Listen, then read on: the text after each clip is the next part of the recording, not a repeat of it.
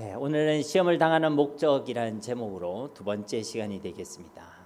오늘날 이 시대를 살아가는 사람들이 건강이라고 하며 많은 관심을 가지고 있죠. 여러분도 건강에 관심이 많으십니까? 바라고 원하기는 우리 세계로 교회 모든 가족들이 건강하기를 주님의 이름으로 축복합니다. 근데 여러분, 건강하다라는 것이 어떤 의미겠습니까? 이것은 여러 가지 정의를 내릴 수 있는데, 건강하면 생각나는 기구가 있죠. 세계보건기구입니다. WHO라는 기구죠.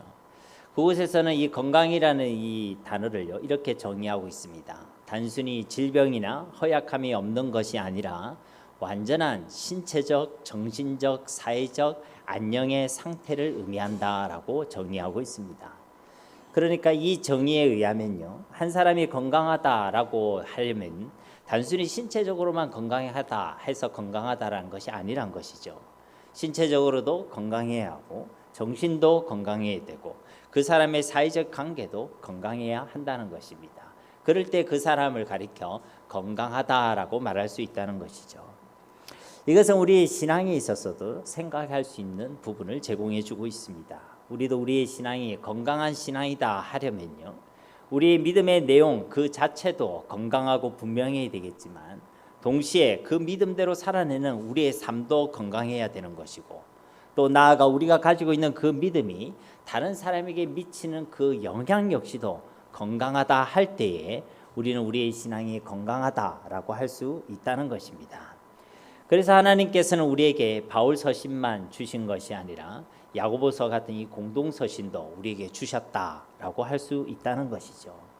다시 말해서 바울 서신이 우리의 믿음의 내용에 대한 교리적 말씀에 무게 중심을 두고 있다면, 이런 바울 서신과 달리 공동 서신의 말씀은 그 믿음으로 꽃피우게 될 우리의 삶에 무게 중심을 두고 있다는 것입니다.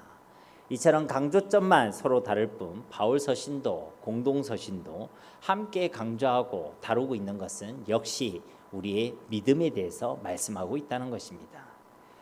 결국 이 두 서신서가 함께 우리에게 전해짐을 통해서 우리의 믿음이 더욱 온전해지고 더욱 건강해지는 것이 바로 우리 하나님의 간절한 소원인 줄 믿습니다.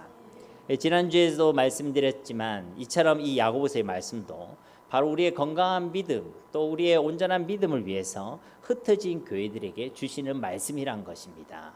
즉, 이 땅을 믿음을 가지고 살아가는 하나님의 백성들에게 주시는 말씀이 바로 이 야고보서 말씀이란 것이죠. 특별히 이 야고보서는 우리에게 질문하고 있습니다. 예수를 믿는 우리들의 믿음이 진짜 온전한 믿음인지 또 건강한 믿음인지를 그것을 신랄하게 질문하고 있다는 것이죠. 똑같은 모양의 씨앗이라도 이 생명이 있는 씨앗은요, 땅에 묻고 물을 주고 양분이 공급되며 싹을 틔우고 줄기를 내고 꽃을 피우고 열매를 맺게 됩니다. 근데 모양은 똑같은데 반대로 생명이 없는 씨앗은 이 땅에 묻어놓으면요, 그냥 썩어져 땅의 거름이 될 뿐이란 것이죠. 즉, 우리에게 진짜 믿음이 있다면, 그 생명이 우리 가운데 있다면 그 믿음에 합당한 증거가 나타나게 되어 있다는 것입니다. 그 믿음에 합당한 열매가 반드시 맺어지게 된다는 것이죠. 그리고 이 야고보서는 우리에게 그런 진짜 믿음이 있다면 이러이러한 참된 경건의 열매가 반드시 맺어지게 될 것인데, 그러한 열매가 우리 가운데 진짜 있느냐라고 분명하게 물어보고 있다는 것입니다. 마태복음 7장 16절 말씀에도 보면, 그들의 열매로 그들을 알지니 가시나무에서 포도를 또는 엉겅퀴에서 무화과를 따겠느냐. 이 말씀은 무엇입니까? 그들의 열매를 보면 그들을 알 수가 있다는 것입니다. 우리의 믿음이 있다면 그 믿음에 합당한 열매가 맺어지게 된다는 것이죠. 그러니까 포도는 열매가 맺어지면 그 나무는 무슨 나무죠? 포도나무입니다. 그게 사과가 맺히면 그 나무는 무슨 나무죠? 사과나무란 것이죠. 그래서 야고보서는 그 열매를 우리에게 이야기하고 있다는 거예요. 뒤에서 이제 살펴보겠지만, 이러한 경건이 있다, 이러한 열매들이 있다. 그런데 당신은 이런 열매를 맺고 있느냐라고 질문하고 있다는 것입니다. 즉, 우리의 믿음이 온전한지 건강한지 우리의 삶 가운데 맺어지는 그 열매가 그것을 판단하는 시금석이 된다라고 말씀하고 있다는 것이죠. 그리고 이 사도 야고보는요, 바로 이와 같은 메시지를 이 글의 서문에 해당하는 이 1장에서부터 분명하게 증거하고 있다는 것입니다. 저 우리의 믿음을 확인할 수 있는 그 첫 번째 시금석이요, 바로 여러 가지 시험이란 것입니다. 그래서 1절에 보면 여러 가지 시험이란 단어가 등장하고 있는 것이죠. 시험을 만나고 시험을 당하고 시험을 겪게 되면 알 수 있다는 것입니다. 무엇을 알 수 있다는 것입니까? 우리의 믿음을 확인할 수 있다는 것이죠.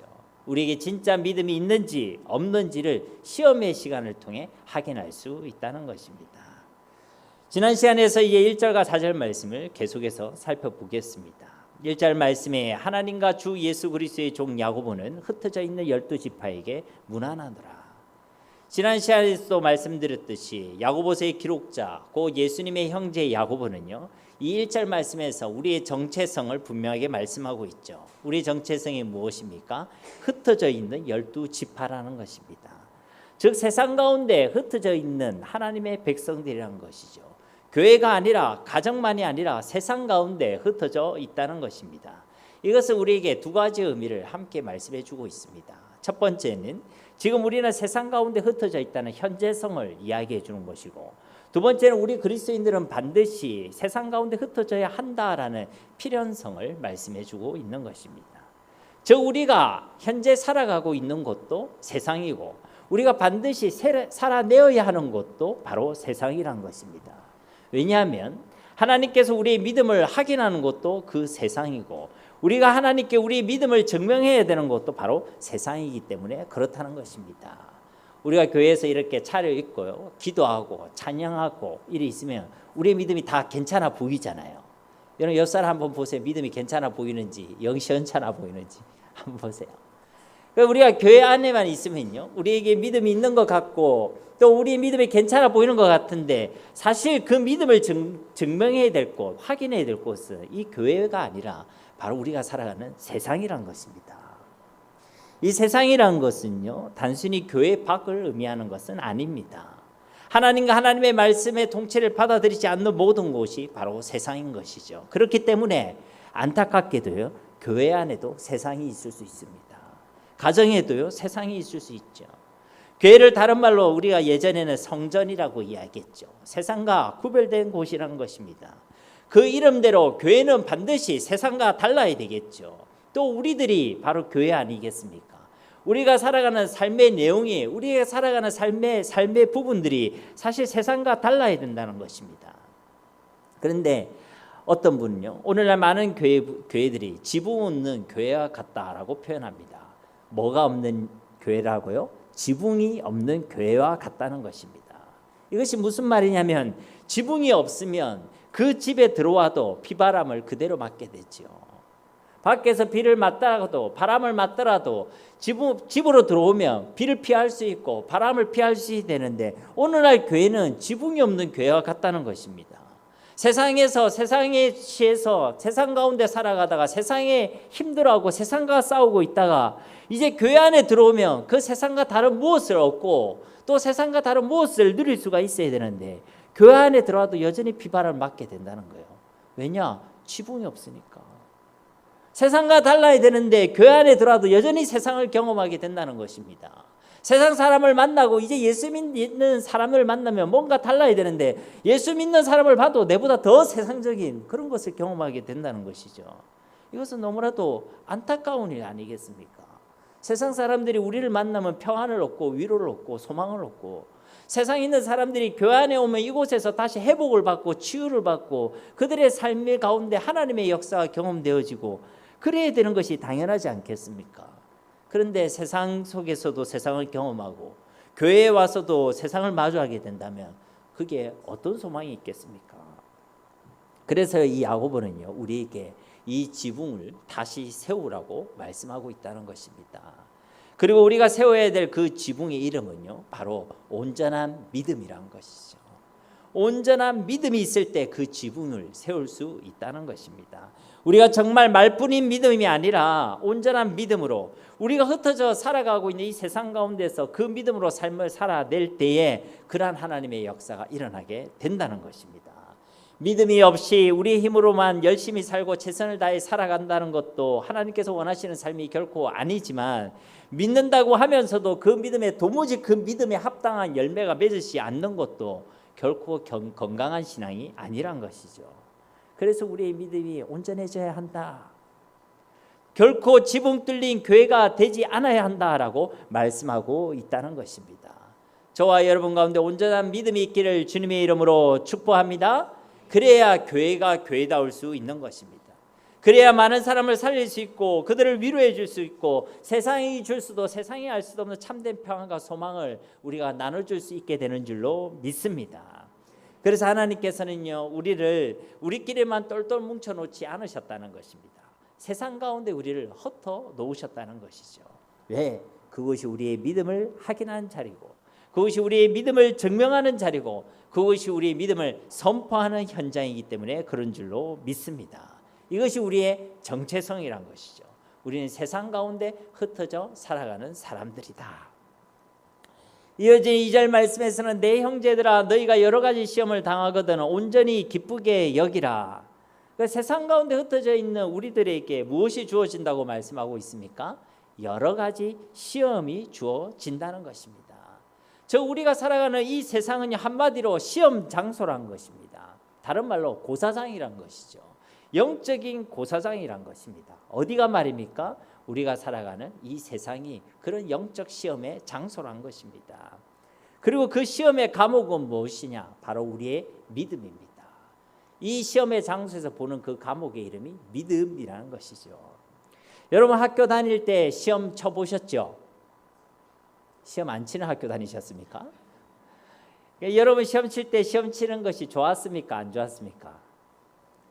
예, 좋았다고 이야기하시면 아마 공부를 아주 특출하게 잘하신 분이셨겠죠. 저는 군대에 굉장히 오래 있었거든요. 군대에서 한 7년 가까이 복무를 했었습니다.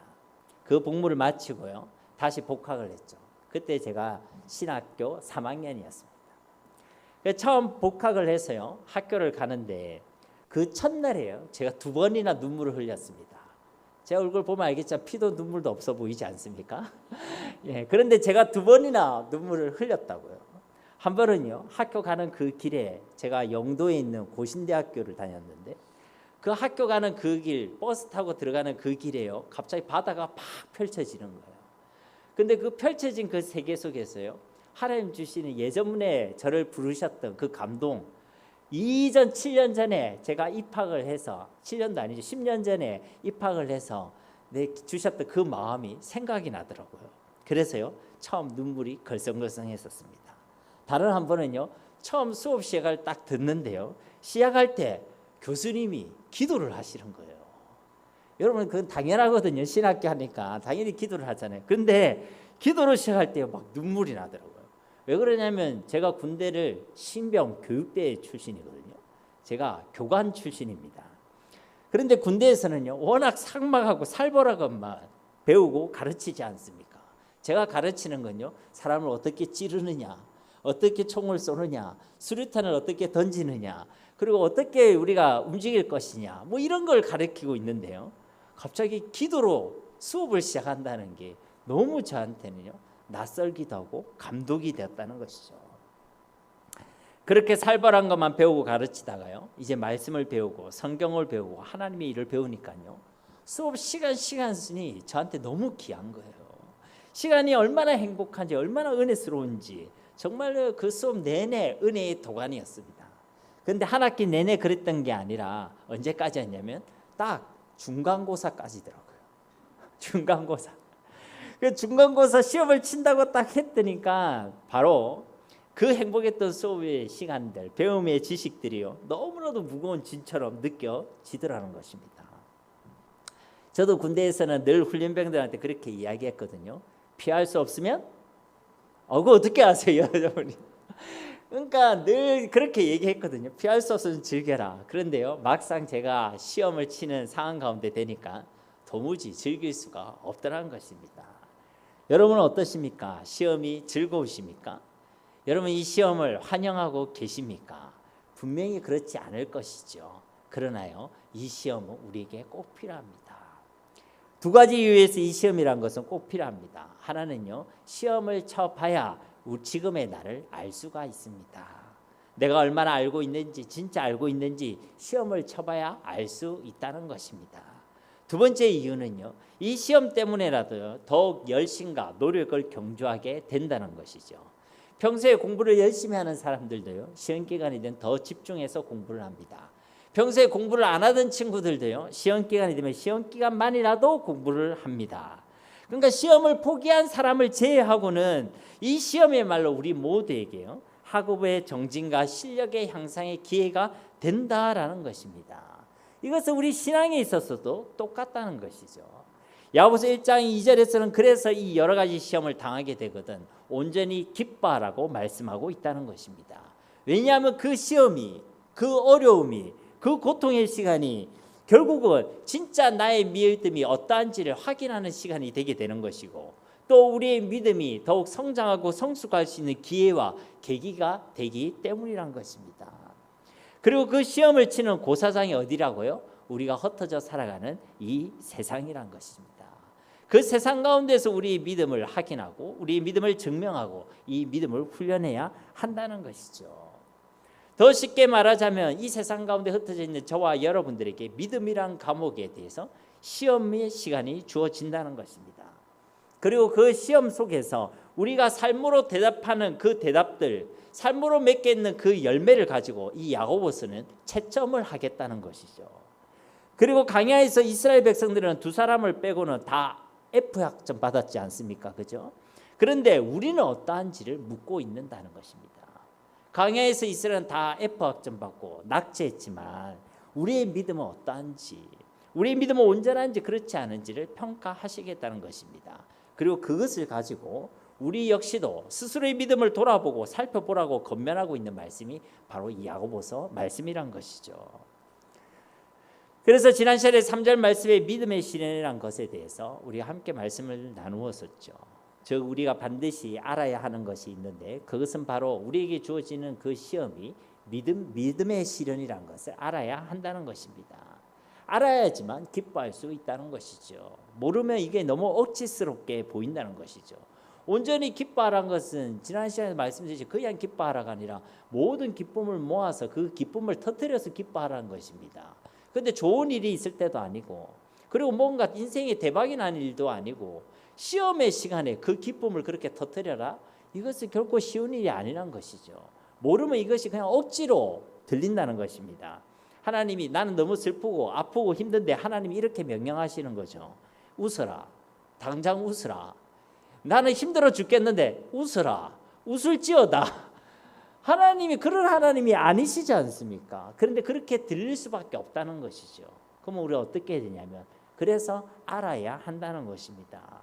무엇을 알아야 된다는 것입니까? 이 기쁨의 이유를 알아는 것이죠. 우리에게 주신 그 시험이 믿음의 시련이라는 것을 알아야 한다는 것입니다. 그래야 기뻐할 수 있다는 것이죠. 믿음의 시련이라는 의미는 그 시련이 우리에게 믿음이 있음을 확인하게 하는 시험이란 것이고, 또 믿음의 시련이라는 것 두 번째 의미는 우리의 믿음, 그 시련이 우리의 믿음을 위한 시련이라는 것입니다. 우리도 시험을 치다 보면요, 다 풀었는데 한 문제가 애매할 때가 있죠. 이 정도면 공부 잘하는 거 아닙니까? 그죠?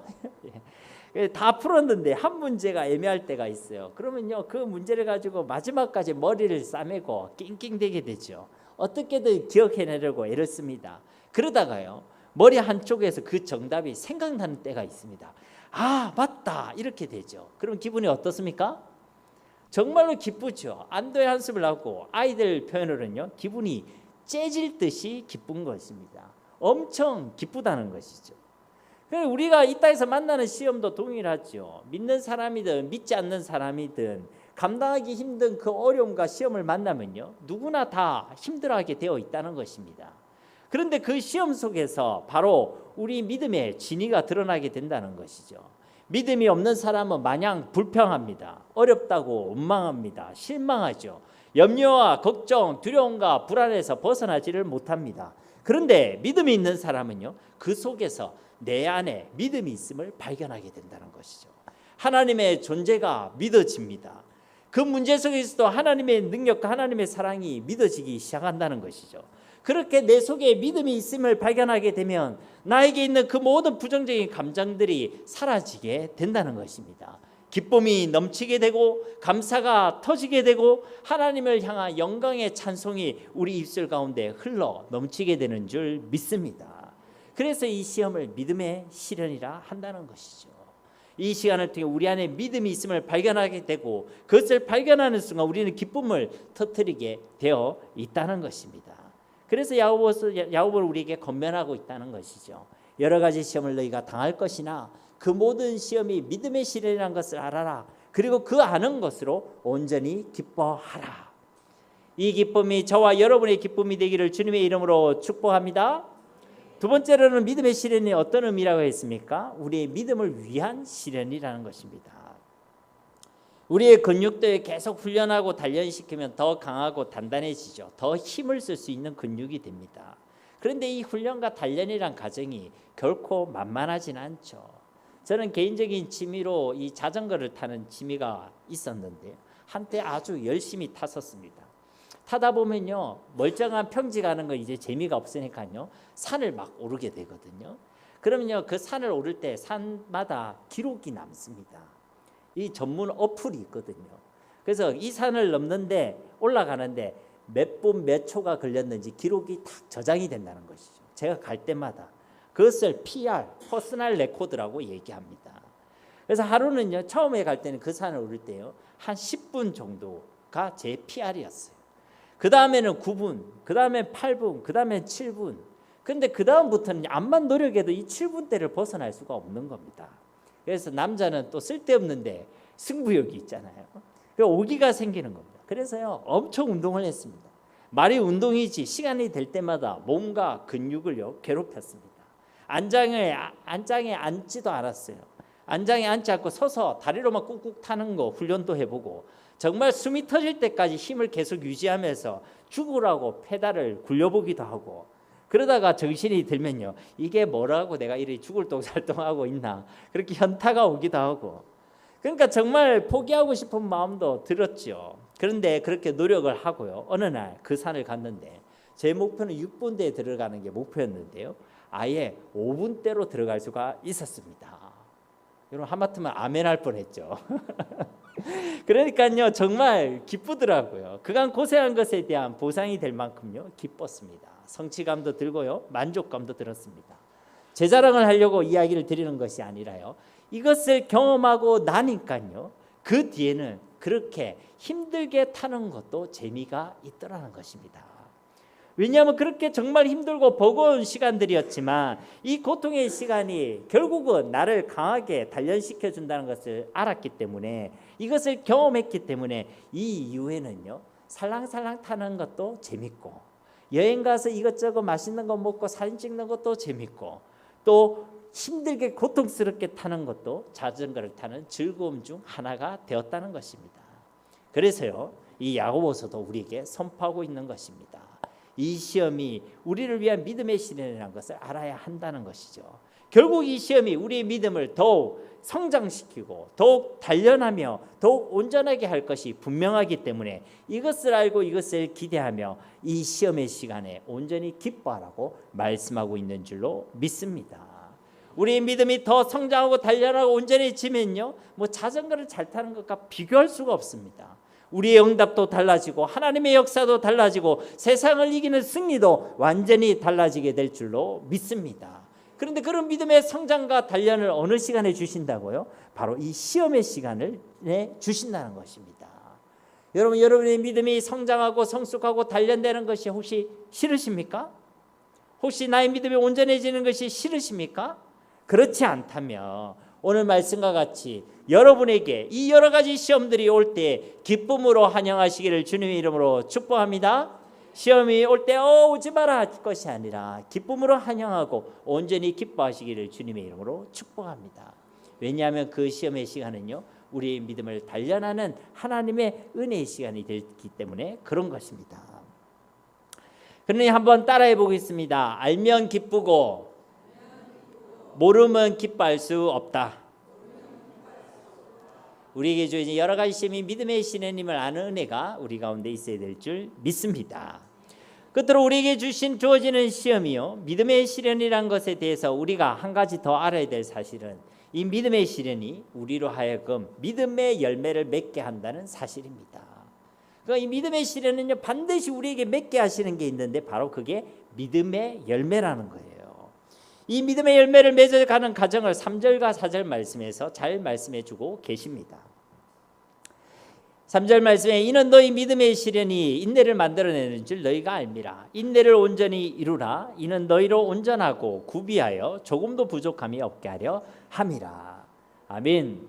하나님께서 우리에게 맺어지게 하시는 믿음의 열매의 내용은 뭐냐면요, 바로 우리의 온전함입니다. 믿음의 열매의 내용이 무엇이라고요? 우리의 온전함이란 거예요. 여기서 이 온전함이란 건요, 2절에서 말하는 온전함과는 다른 의미입니다. 다른 단어를 사용하고 있거든요. 2절에서 말하고 있는 온전히 기뻐하라, 이 온전함은요, 모든의 의미를 가지고 있습니다. 양적 의미를 가지고 있죠. 모든 기쁨을 모아서 그 기쁨으로 기뻐하라. 그런데 이 3절에서 말씀에서 언급된 이 온전함은요, 완성된, 완전한 이런 의미를 가지고 있습니다. 그러니까 우리의 인격적, 신앙적 성숙함, 그리고 완전함 등의 의미에서의 바로 이 온전함이란 것이죠. 그렇다고 이 온전함이라는 것이요, 우리가 거의 하나님처럼 되는 것은 아닙니다. 완전한 인간이 되는 것도 아닙니다.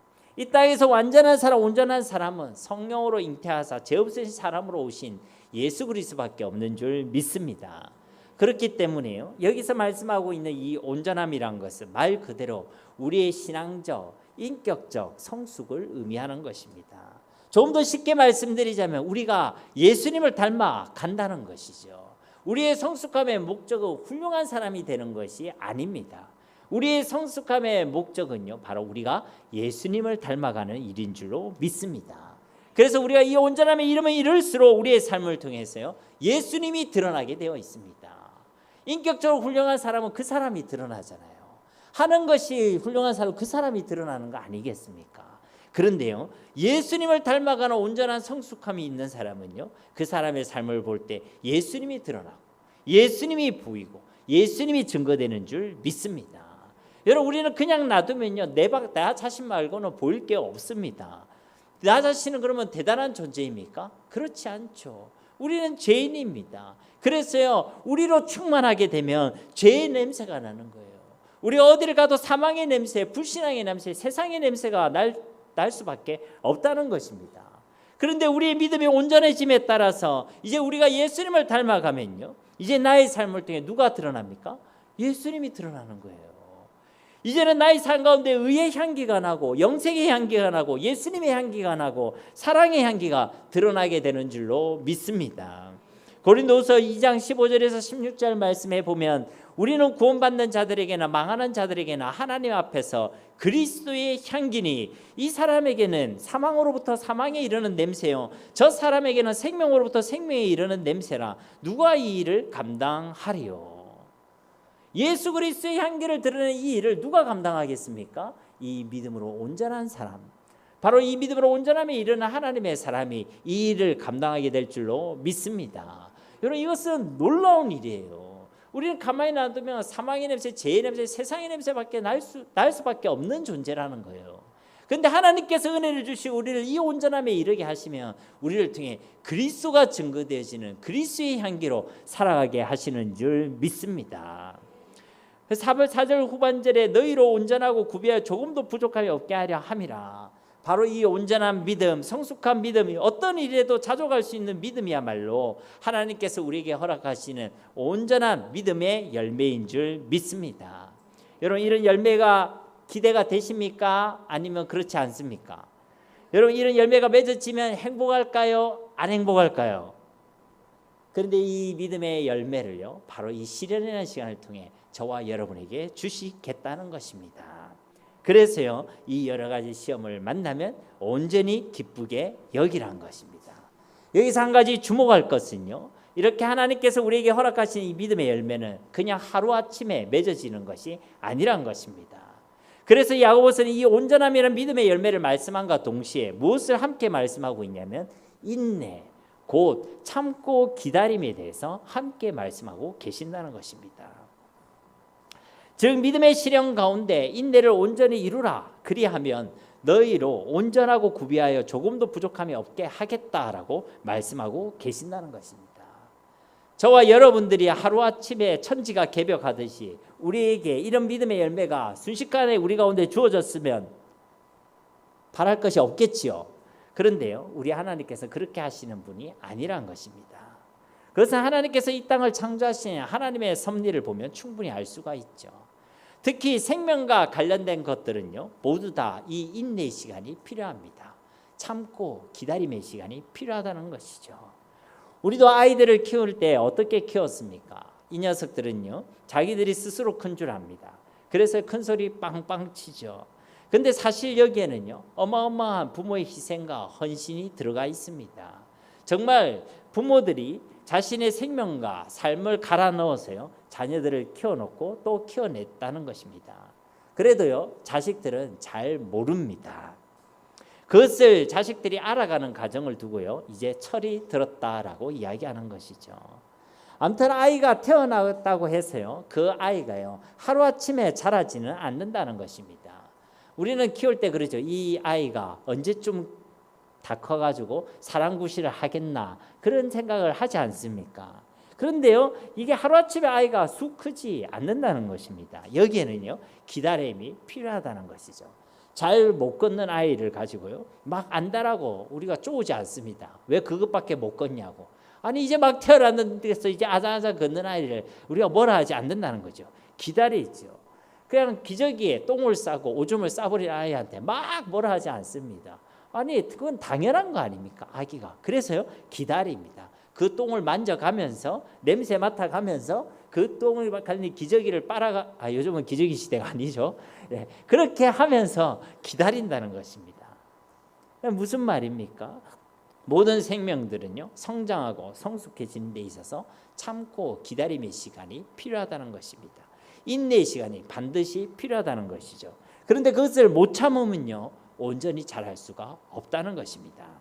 야고보서 5장 7절과 8절 말씀도 보면요, 그러므로 형제들아 주께서 강림하시기까지 길이 참으라. 보라 농부가 땅에서 나는 귀한 열매를 바라고 길이 참아 이른 비와 늦은 비를 기다리나니 너희도 길이 참고 마음을 굳건하게 하라. 주의 강림이 가까우니라. 아멘. 이 짧은 두 절이에요. 길이 참고 기다린다는 표현을 무려 4번이나 사용하고 있습니다. 즉 농부가요, 땅에 씨를 뿌리고는 계속 참고 기다린다는 것이죠. 씨를 뿌려놓고는 금방 왜 벌써 싹이 나지 않느냐고, 왜 열매가 나지 않느냐고 기다리지 못하고 다시 땅을 파서 씨를 꺼내보고 다시 씨를 살펴보고 다시 묻고 다시 파고 그렇게 하지 않는다는 것입니다. 만약 그렇게 하면 어떻게 되겠습니까? 오히려 열매를 맺을 수가 없다는 것이죠. 잘못하면 그 씨의 생명까지도 말라서 없어지게 된다는 것입니다.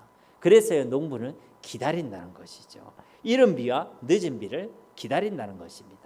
그리고 이 농부에게는 이 기다림의 시간조차도요, 기쁨으로 기다릴 수 있는 이유가 있습니다. 왜냐하면 때가 되면 이른 비와 늦은 비가 내리게 될 것이기 때문에 그런 것이죠. 언젠가는 이 씨가요, 싹을 틔우게 되고 자라고 성장하고 반드시 결실하게 될 것을 이 농부는요, 알고 있고 확신하고 있기 때문에 그렇다는 것입니다. 즉 이 씨가요, 다시 자라고 성장하고 성숙하게 될 것을 알고 믿고 확신하고 있기 때문에 이 농부는요, 기다릴 수 있는 것이고 그 기다림의 시간조차도요, 소망과 기쁨으로 인내할 수가 있다는 것입니다. 여러분도 여러분의 아이들을 키울 때 그 아이가 어느 날 뒤집으면 기뻐요, 안 기뻐요? 아직 못 걷는다고 막 성질납니까? 그렇지 않죠. 좀 있으면 이 아이가 뭘 잡고 일어섭니다. 그러다가요, 일어섰다 넘어지기를 수도 없이 반복하죠. 그 과정이 기쁘고 사랑스러워요? 아니면 막 화가 나요? 왜 화가 안 납니까? 왜 기쁩니까? 이 아이가 이 과정을 통해서요, 나중에는 일어서서 걸어다니고 뛰게 될 것을 내가 믿고 알고 있기 때문에 그런 것입니다. 그 결과를 알고 있기 때문에 그 기다림의 시간도 행복한 거예요. 뒤집기만 해도요, 막 세상을 다 거치는 것 같고 기어다니기만 봐도요, 너무나도 그렇게 귀엽고 이 아이가 어느 날 걸었다 그러면요, 그 집에 한성이 막 터져요. 우리 아이가 걸었다. 사실 그 당연한 건데 그런 겁니다, 여러분. 우리에게 주신 그 시험이요, 하나님께서 우리를 어디로 이끌어 가실 것을 알고 그 반드시 그렇게 이끌어 가실 것을 내가 믿고 확신하고 있다면요, 그 시험의 시간에 좀 넘어지는 거, 내가 좀 주저앉아 있는 거, 거듭 실수를 반복하는 거, 그조차도 우리에게 기쁨이 되게 될 줄로 믿습니다. 그러려면 우리에게 아는 것과 이것을 믿는 힘이 있어야 한다는 것이죠.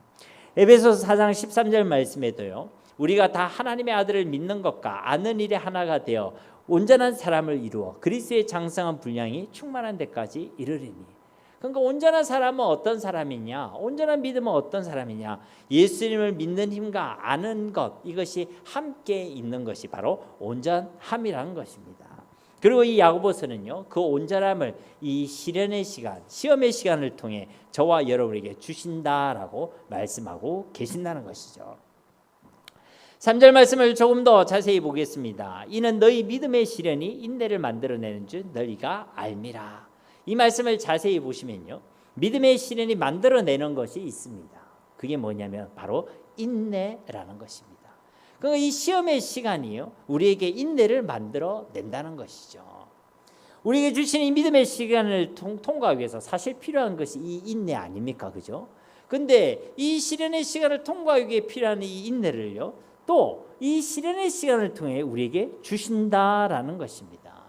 그러니까 하나님께서는요, 시험을 주셔서 우리에게 인내를 배우게 하시고 인내를 훈련시키시고 또 그 인내를 통해서요, 그 시험의 시간을 우리 지나가게 하시고 그 인내 시간을 통해서 우리에게 목적하신 그 온전함에 우리를 이르게 하신다는 것입니다.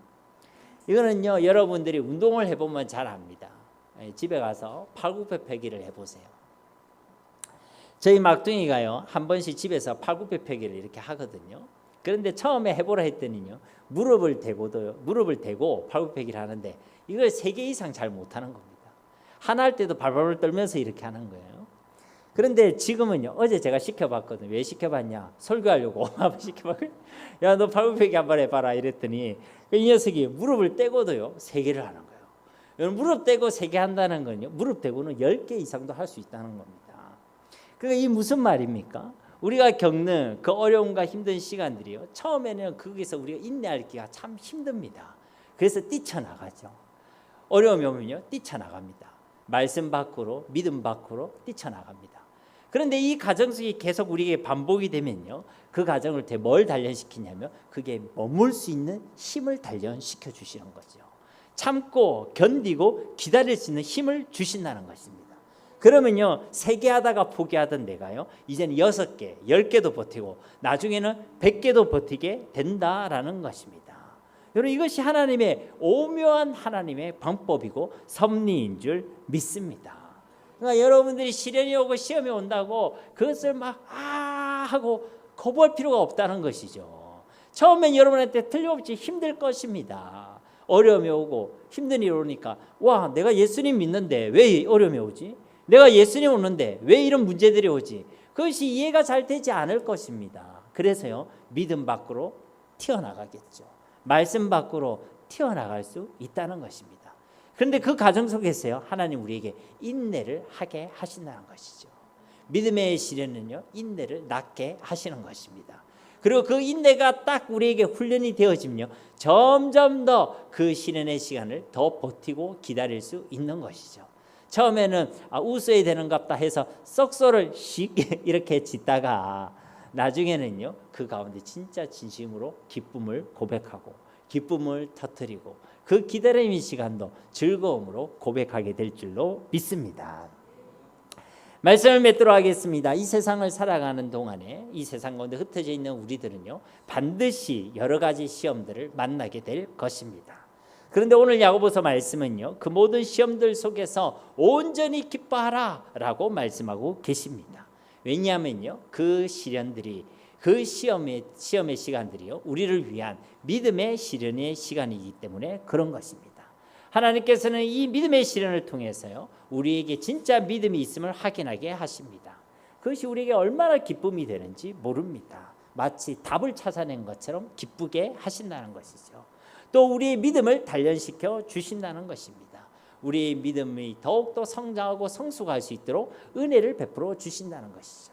그러면 우리는 더 큰 하나님의 은혜와 역사와 복을 누릴 수 있게 된다는 것입니다. 그리고 이 믿음의 실은요, 우리를 분명한 목적지로 우리를 이끌고 안내합니다. 그리고 그 목적지의 이름은요, 바로 우리의 온전함입니다. 우리를 온전한 예수 그리스도의 사람으로 성장, 성숙시켜 주신다는 것이죠. 그리고 이 목적지에 이를 수 있도록 우리를 도와주시기까지 하십니다. 인내를 배우게 하시는 것이죠. 인내를 훈련시켜 주시는 것입니다. 우리가 인내 가운데 머물기만 하면 되는 것입니다. 무엇을 해라가 아니라 우리가 인내를 통하여 말씀의 믿음의 주님께 머물러 있기만 하면 되는 것입니다. 그러면요, 하나님이 우리를 그 목적지로 이끌어 가신다는 것이죠. 이 온전함은요, 하나님이 계획하신 것입니다. 하나님이 목적하신 것입니다. 우리를 예수의 사람으로 하나님께서 세우시기를 목적하신 줄로 믿습니다. 내가 세운 계획이 아니에요. 내가 설정한 목적이 아닙니다. 나의 계획과 나의 목적은 무너지고 실패하겠지만 하나님의 목적과 하나님의 계획은 반드시 이루어지게 될 줄로 믿습니다. 여러분의 지금의 모습에 속지 마시기 바랍니다. 하나님이 우리의 온전함을 계획하셨고 목적하셨습니다. 우리는 그것에 머물러 있기만 하면 된다는 거예요. 그래서 우리에게 그것을 훈련시키기 위하여 이 시험과 시련을 주신다는 것입니다. 그러면요, 우리를 그 온전함에 이르게 하시고 우리를 온전한 그리스도의 향기로 살아가게 하실 줄로 믿습니다. 끝으로 우리가 영상을 하나 보려고 합니다. 영상 한번 보겠습니다.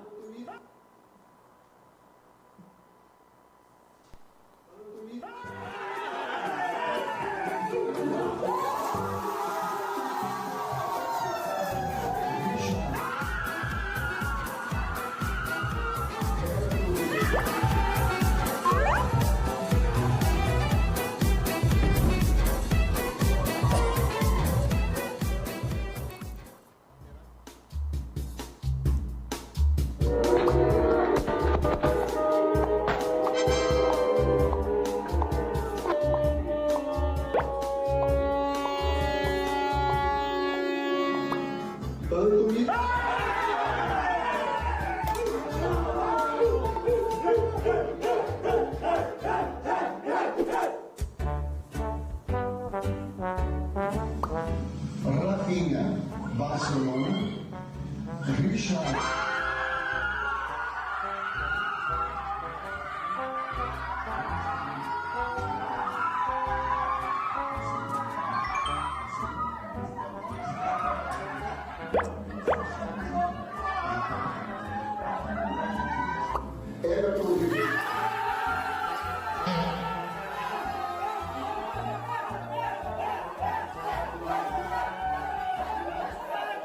Bruno Guimarães.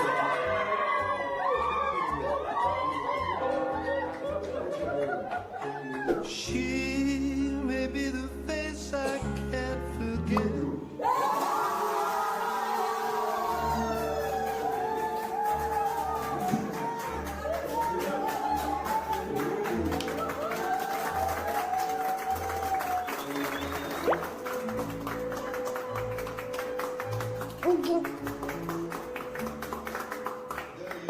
Juventus.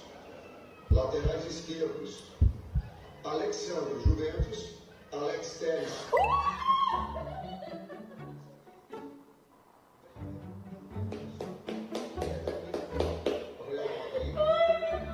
Marquinhos.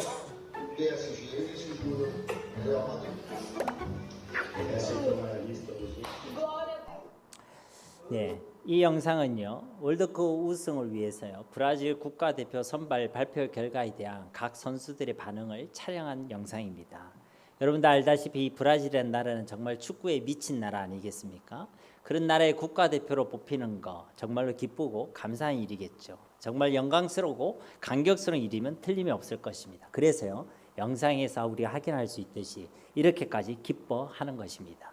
기쁨의 개성과 한호를 지르기도 하고요, 축제를 막 벌이기도 하고, 너무 감격스러워서 부둥켜 울기도 하고요, 청혼까지 한다는 것이죠.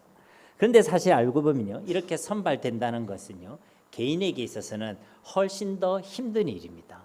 더 수고스러운 일입니다. 그렇다고 돈이요 더 되는 것도 아닙니다. 소속된 입장에서는 본의 아니게 민폐가 될 수도 있다는 것이죠. 우리나라만 해도 그렇지 않습니까? 국가대표로 선발되면요, 지옥의 훈련으로 유명한 태릉 선수촌으로 입소하게 됩니다. 그곳에서 정말 죽을 결심으로 정말 피땀 흘려가며 고생하지 않습니까? 그럼에도 불구하고요, 이들은 기뻐한다는 것입니다. 감사하게 생각한다는 것이죠. 오히려 떨어진 사람은 너무 아쉬워하고 실망하지요. 왜냐하면 이것이요, 영광스러운 일이기 때문에 그렇다는 것입니다. 한 국가의 일원으로서 정말 자랑스러운 일이기 때문에 그렇다는 것입니다. 사랑하는 성도님 여러분, 하나님께서도요, 당신께서 친히 우리들을 택하여 부르셨습니다. 그리고 부르신 우리를요, 광야의 이스라엘 백성들에게 그러하셨듯이 시험의 장소로 안내하십니다. 그리고요, 그 이유와 목적은 우리를 온전한 하나님의 사람으로 세우시기 위함입니다. 우리는 이 온전함과 원래 완전히 거리가 먼 죄인들이죠. 우리의 생각과 마음만 들여봐도 충분히 알 수 있습니다. 우리는 자격이 없습니다. 사망의 냄새, 죄악의 냄새, 탐심과 종교의 악취가 가득합니다. 그런데 이런 우리를요, 택하셔서 온전한 한 사람으로 세우시겠다고 말씀해 주신다는 것입니다. 우리를 통해 그리스도가 드러나고 하나님의 형상, 하나님의 거룩함이 드러나는 그리스도의 향기로 세워 주신다는 것이죠. 그 일을 위해서요, 하나님께서 우리를 하나님의 나라의 대표로 택하여 부르시고 선발해 주셨다는 것입니다. 정말 기적과 같은 일이 자격 없는 우리에게 일어났다는 것입니다. 이것이야말로 정말로 복되고 영광스러운 일 아니겠습니까? 이것보다 더 귀한 일이 어디 있겠습니까? 이 놀라운 기적 같은 일이 우리 가운데 일어났다는 것입니다. 우리를 택하여 부르시고 우리를 영적인 태릉 선수촌이라고 할 수 있는 영적 고사장으로 이끌어 주신다는 것입니다. 바로 그것이요, 시험의 장소입니다. 우리에게 온전함이라는 최고의 영예와 복을 주시고자 하시는 믿음의 시련이 시작되는 장소라는 것입니다. 그래서 우리에게 말씀하시는 것입니다. 그곳으로 우리를 부르신 그 하나님의 목적과 그 뜻과 그 마음을 진실로 알고 기뻐하라는 것입니다. 온전히 기뻐하라는 것입니다. 한 국가의 축구 대표로 발탁된 것에 대해서도요, 이렇게 기뻐하고 축제를 벌이고 있지 않습니까? 그러니 하나님 나라의 대표로 저와 여러분을 부르시고 온전함으로 세우시기 위하여 우리를 부르신 그 시험의 시간들이 우리를 찾아올 때요, 우리 모두는 방금 봤던 그 어떤 선수들, 그 어떤 영상에 있는 인물보다요, 더욱 온전한 기쁨으로 이 믿음의 시련의 시간을 진심으로 환영하고 정말 기뻐하고 즐거워하는 우리 모두가 되어야 할 줄 믿습니다. 그리하여 우리를 온전함에 이르게 하시는 하나님의 놀라운 은혜를 경험하는 우리 모두가 다 되시기를 예수님의 이름으로 간절히 축원드립니다. 우리 말씀을 기억하시면서 이 시간 함께 기도하기를 소망합니다. 하나님 내게 주신 그 모든 시험들 속에 하나님의 특별한 계획과 하나님의 목적과 하나님의 계획이 있음을 깨달아 알게 하옵소서. 그 모든 심이 우리의 믿음을 위한 믿음의 시련을 깨닫게 하시고 그 시간들을 통하여 온전한 기쁨으로 하나님 이 기쁨을 고백하며 하나님께 영광 돌리는 우리의 삶이 되게 하옵소서. 우리 말씀 붙들고 함께 이 시간 기도하도록 하겠습니다. 살아계신 아버지 하나님 감사합니다. 우리를 너무나도 사랑해 주신 아버지 하나님 감사합니다. 우리가 무엇이 간데 하나님 이렇게 우리를 사랑해 주셔서 하나님 자격 없는 우리에게 구원의 은혜를 베풀어 주시고 자격 없는 우리를 하나님의 나라의 대표로 불러주시고 하나님 우리를 온전하게 이루기를 하나님 그것을 계획하시고 뜻하시고 목적하십니까? 하나님 우리가 그 하나님의 은혜를 분명히 아는 자들이 되어지길 원합니다. 우리를 온전함에 이르기 위하여 우리를 세워가시는 그 하나님의 방법이 바로 우리에게 주어지는 여러 가지 시험임을 깨달아 알기를 원합니다. 우리에게 주어지는 그 시험이 믿음의 시험을 깨닫기를 원합니다. 그 시간들 때 우리 속에 있는 믿음을 확인하게 하시고 우리의 믿음을 단련시키시고 우리를 온전함에 이르게 하신 하나님의 방법을 깨달아 알기를 원합니다. 하나님 우리에게 아는 힘 하나님 그리고 이것을 믿고 확신할 수 있는 믿음을 다하여 주셔서 하나님 여러 가지 시험이 올 때에 오늘 주신 말씀대로 우리의 모든 기쁨을 터뜨려 온전한 기쁨을 고백할 수 있는 저희 모두가 되어지게 하여 주시옵소서. 기쁨으로 이 시간을 보내게 하옵소서. 주님 원하시는 인내함으로 이 시간을 보내게 하옵소서. 그래 우리를 온전한 예수의 사람으로 그리스도의 향기로 세워 주시옵고 하나님 합당한 삶을 살아내며 우리의 모든 삶이 하나님께 기쁨이 되게 하시고 믿음의 역사를 충만히 경험하는 복된 삶이 되어질 수 있도록 은혜를 베풀어 주시옵소서. 우리를 온전함에 이르기를 위하여 지금도 역사하시고 장차 우리 가운데 역사하시고 이를 이루실 하나님을 기대합니다. 감사드리며 예수님의 이름으로 간절히 기도드립니다. 아멘.